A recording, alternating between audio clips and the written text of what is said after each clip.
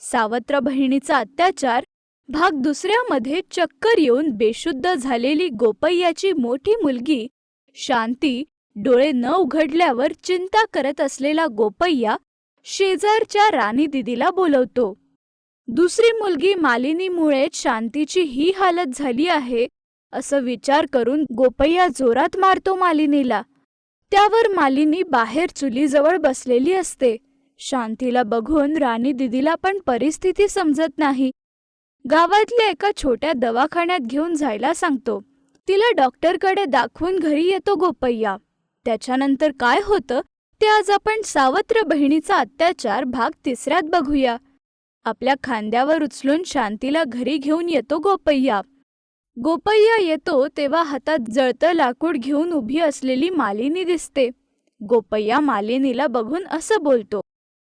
मालिनी, जळत्या लाकडाला खाली ठेव बेटा, आत चल. बोलून आत येऊन शांतीला पलंगावर झोपवतो गोपय्या. मालिनी घरात न येता बाहेरच लाकूड घेऊन उभी असते. आवाज दिल्यावर पण मालिनी आत नाही येत, तर गोपय्या समजतो की ती नाराज आहे. त्यावर गोपय्या आतून लाकडाच्या चुलीजवळ उभी असलेल्या मालिनीकडे येतो. माझ्या मुलीला आपल्या पप्पांवर राग आला. हो पप्पा, खूपच नाराज आहे. जवळ याल तर मारेल तुम्हाला. तुला मारलं ना मी, माफ कर बेटा. दीदी सोबत असं कोणी करतं का? मला राग याबद्दल नाही आला की तुम्ही मला मारलं. मला पण दीदी सोबत घेऊन गेला असता तर बरं झालं असतं ना. बघितलं ना बेटा तू, शेजारच्या राणी दीदीने पण दवाखान्यात घेऊन जायला सांगितलं. बरं पप्पा, आता दीदी ठीक आहे ना? ठीक आहे बेटा, लवकर हातातून ते लाकूड फेकून झोपून जा. नाही पप्पा, दीदी सोबत असं केल्यामुळे हात जाळून घेते. असं मालिनी लवकर लाकडाने आपला हात जाळायला जात असते. तेवढ्यात गोपय्या थांबवून घेतो. मालिनीच्या हातातून लाकूड घेऊन फेकून देतो. मी सांगितलं ना बेटा, आता दीदी ठीक आहे. आज जाऊन दीदीजवळ झोप बेटा. तुम्ही नाही येणार पप्पा?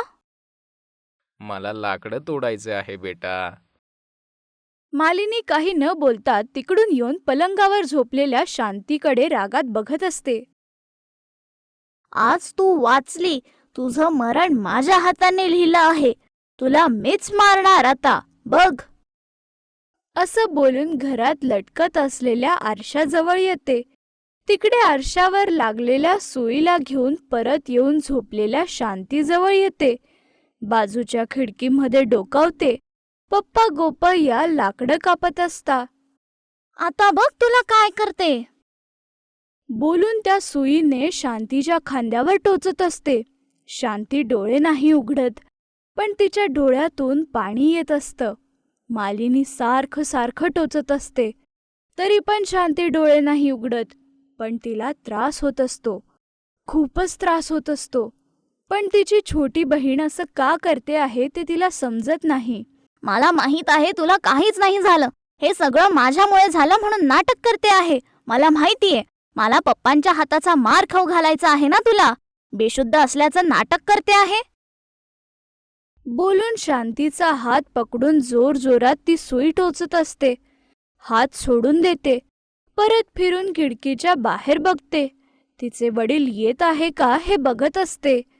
गोपय्या लाकडं तोडून घराच्या आत येतो.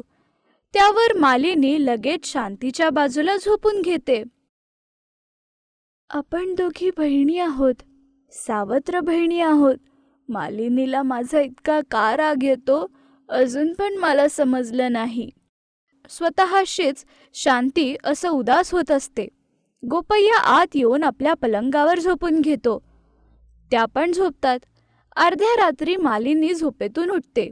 उठताच बाजूला शांतीजवळ पलंगावर बसलेली असते.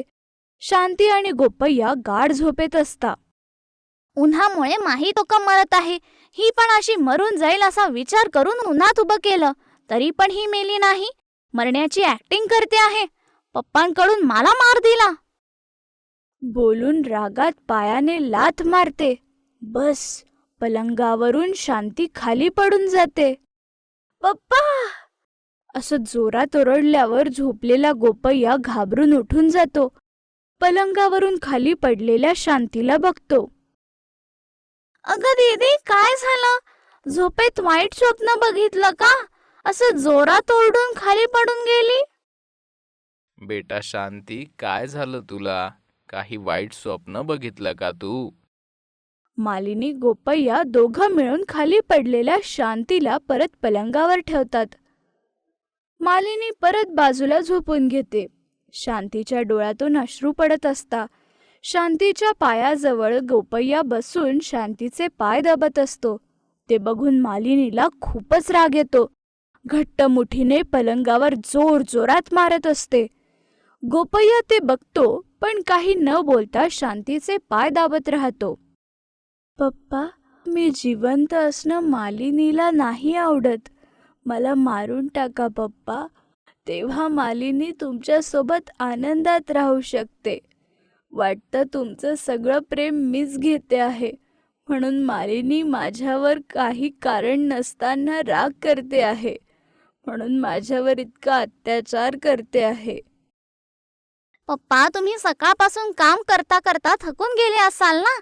त्यावर अजून लाकडं पण तोडले. तुम्ही जाऊन झोपा पप्पा. दीदी जवळ मी आहे. दीदीचे पाय मी दाबून देते, तुम्ही जा. पाय नाही मालिनी, माझा गळा दाबला तेव्हा एका क्षणात मरून जाईल. तेव्हा तू एकटी राहशील पप्पांसोबत. पप्पांचं सगळं प्रेम तुला मिळेल. पप्पा जे काही करतील ते तुझ्यासाठी करतील. जे काही आणतील ते तुझ्यासाठी आणतील, असं शांती आपल्या मनात विचार करते.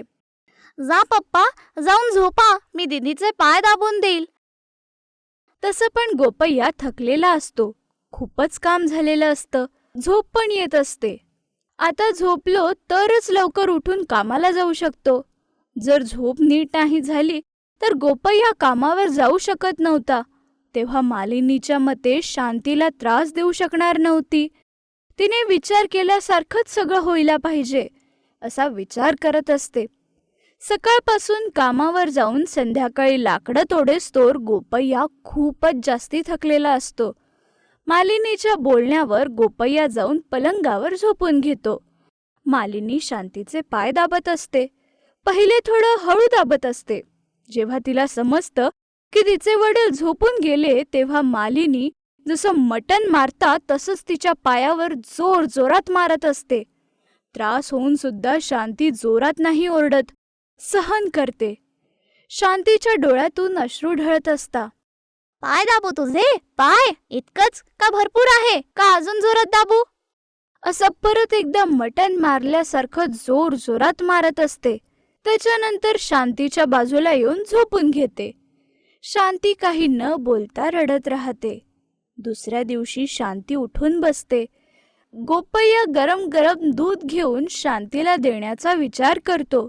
त्याला बघते मालिनी. पप्पा, तुम्ही भाजी बनवा, मी दीदीला हे दूध देऊन येते. असं बोलून कापड घेऊन जास्त गरम असलेलं दूध पकडून घेते. दूध गरम असतं, वाफा निघत असता. वडील भाजी बनवायच्या कामात व्यस्त असता. वडील बघत नाही ते बघून मालिनी शांतीचा हात पकडून तो गरम गरम ग्लास शांतीच्या हातावर ठेवते. तेवढ्यात शांतीला गरम चटका लागतो. लगेच तिचा हात काळा निळा पडून जातो. पण शांती ओरडत नाही. दुसऱ्या हाताने आपलं तोंड बंद करून घेते. ते बघून मालिनी हसत राहते. दूध गरम आहे दीदी, थंड नाही झालं. मी थंड करते. हे बघ, असं केल्याने दूध लवकर थंड होईल. असं बोलून आपल्या पायाने शांतीचा पाय पुढे करून गरम गरम दूध टाकून देते. शांती लगेच आपला पाय मागे करून घेते. बस, तेवढ्यात ते गरम दूध मालिनीच्या पायावर पडतं. मालिनीचा पाय जळून जातो. रागात शांतीचा हात पुढे करून गरम गरम दूध तिच्या हातावर टाकून देते मालिनी. शांतीला जळत असतं, त्रास होत असतो. तरी पण शांती सहन करते. ग्लासमधलं दूध संपल्यावर मालिनी जोरात ग्लासला जमिनीवर फेकून देते. ते बघून शांती रागात मारायला उठते. हात उचलते शांती. मालिनी एकदम आश्चर्यचकित होते. घाबरून शांतीकडे बघते. शी, तुला मारणं आणि म्हशीला मारणं एक समान आहे. जा इकडून, असं रागात बोलते शांती. तीच चांगली वेळ आहे समजून मालिनी रडत काम करत असलेल्या वडिलांजवळ येऊन जोरात रडत असते. पप्पा, दीदीने दूध पिऊन गरम गरम दूध माझ्या हातावर टाकलं. माझे हात पाय जळाले, लाल झाले आहे. बघा पप्पा, दीदीवर पण दूध पडलं पप्पा. लाल झालेल्या हाताकडे बघतो गोपय्या. तेव्हा गोपय्या जवळ शांती येते. हे बघा पप्पा, मालिनी जे बोलते आहे ते खोटं आहे. मालिनीने मुद्दाम गरम गरम दूध माझ्या हातावर टाकून दिलं. वरतून मी टाकलं असं खोटं बोलते आहे. मालिनी शांती दोघींना जळलेल्या जागी मलम लावून देतो गोपय्या. दोघींना पलंगावर बसवून जेवण भरवतो. मला नाही पप्पा, दीदीला भरवा, औषध द्यायचे आहे ना. असं मालिनी बोलते. त्याच्यानंतर काय होतं ते आपण पुढच्या भागात बघू. तुम्हाला ही गोष्ट आवडली तर लाईक आणि कमेंट करा आणि आमच्या चॅनलला सबस्क्राईब करा. Thank you for watching.